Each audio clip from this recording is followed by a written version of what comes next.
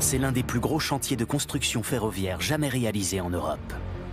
Celui qu'on a baptisé le chantier du siècle. 340 km d'une ligne à grande vitesse créée d'un seul tenant pour rapprocher Bordeaux à 2 heures de Paris seulement grâce au TGV. Vous avez quelque part un peu transformé la géographie. On a littéralement rapproché Bordeaux de Paris. Ça mélange une énorme masse de travaux et une mécanique de haute précision. Une incroyable prouesse réalisée en un temps record.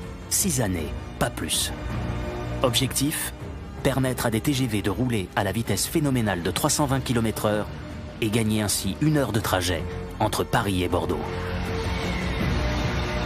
Dans un schéma classique, le projet aurait pris 11 ans. Et là, on l'a fait en 6. Une véritable course contre la montre avec un enjeu de taille. Celui de doubler le nombre de voyageurs entre les deux villes. L'autre grand défi de ce chantier à grande vitesse, c'est celui du génie civil. Avec un impératif, celui de s'adapter à l'exceptionnelle diversité des reliefs traversés par ce nouveau tracé. Viaduc, saut de mouton, tranchées couvertes, estacades, toute la panoplie de l'ingénierie du béton est nécessaire. L'ouvrage doit être capable d'encaisser un train toutes les 4 minutes dans chaque sens pendant 120 ans. Ça fait beaucoup. Ce sont des chantiers d'une ampleur inégalée et il en arrive peu par décennie, je dirais. En moyenne, il faut construire un ouvrage d'art tous les 700 mètres.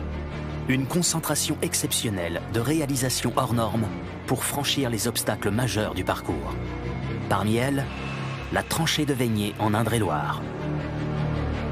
On est quasiment dans une zone agglomérée. On est quasiment en ville, quoi. On est dans le périurbain de Tours.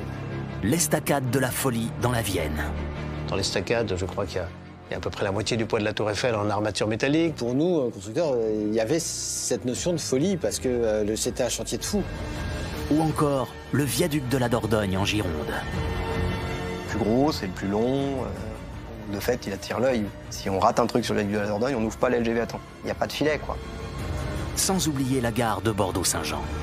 Avec l'arrivée du TGV, elle va devoir accueillir 2 fois plus de voyageurs. On s'est dit, oulala, on va passer de 11 millions à 18 millions. La boîte, elle bouge pas. C'est les mêmes quais, c'est les mêmes souterrains, c'est les mêmes salles d'attente. Globalement, qu'est-ce qu'on va faire? Pour relever tous ces défis, le constructeur doit déployer des moyens sans précédent. Rien que pour les opérations de terrassement, 70 millions de mètres cubes de terre doivent être déblayés. C'est 8 fois plus que pour creuser le tunnel sous la Manche. On avait 9 à 10 000 personnes sur le chantier. Il y avait des engins partout. C'est un chantier qu'on pouvait voir de l'espace.